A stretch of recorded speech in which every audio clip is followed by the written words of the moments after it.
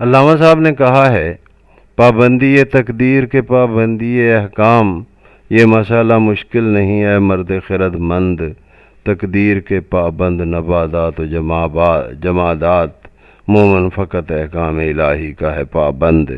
یہی دعوت عمل مشتاق عاجز کے ہاں پائی جاتی ہے۔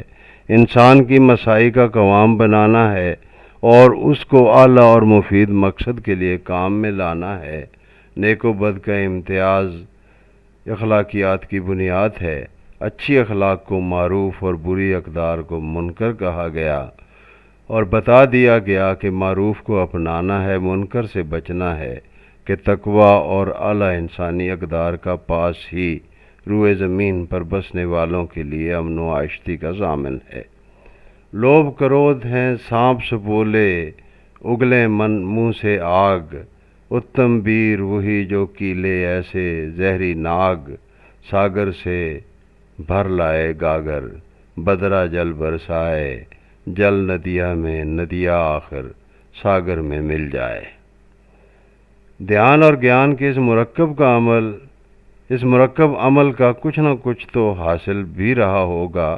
تیل جلتا ہے تو روشنی ہوتی ہے، ایک کا لوب دوجے سے ٹکراتا ہے تو نفرتیں اور عداوتیں جنم لیتی ہیں۔ پن گن ہے اور گن پن ہے، دھیان اور گیان ایک دوجے کے شانہ بشانہ چلتے ہیں۔ مشتاق عاجز نے ایسے ہی موتی پاتال سے ڈھونڈ لا کر اپنے قاری کے سامنے ڈھیر لگا دیا ہے۔ اس باب میں پند و نصائح بھی ہیں، تاہم ان کا انداز خشک اور بیزار کن نہیں بلکہ دل پذیر اور دل ربا ہے۔ بعض دوہے تو ایسے ہیں کہ کچھ بعید نہیں کل وہ کہاوت کا درجہ پا لیں۔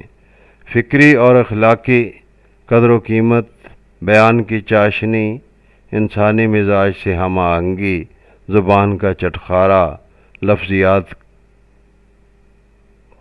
کا موضوعات کے ساتھ وہ قوام بنایا ہے کہ شیرینی سمجھ لینے کو جی چاہتا ہے۔ مندر مسجد ماتھا گھس کے گیا نہ من کا میل، اور تیرتھ کے 100 چکر کاٹے رہے بیل کے بیل۔